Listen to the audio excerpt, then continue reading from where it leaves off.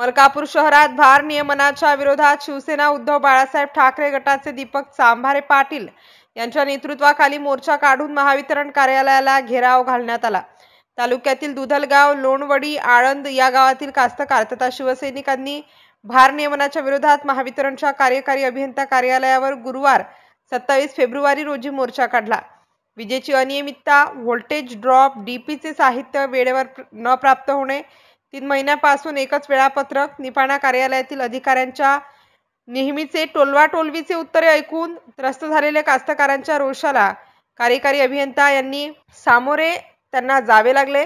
शेतकरी विजे वाचून तडफडत असताना तुम्ही एसी मध्ये बसताच कसे, असे म्हणत त्यांच्या दालनात पाणी उपलब्ध असून विजेअभावी वाळलेल्या मक्याच्या पेंढ्या शिवसैनिकांनी अभियंत्यांच्या कार्यालयात फेकून जोरदार घोषणाबाजी केली।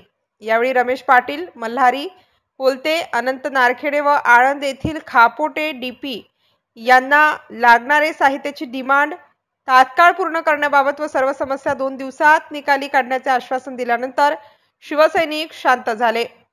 MCN न्यूज मराठी करिता मलकापूर वरून प्रतिनिधी अनिल कुमार गोठी। MSCB कार्यालयामध्ये दुधलगाव, मोरखेड व आळंद या गावातील त्रस्त झालेले शेतकरी यांनी तीव्र भाषेमध्ये MSCBच्या कार्यकारी अभियंत्याचा व समस्त कर्मचाऱ्यांचा एक हिशोब घेतला।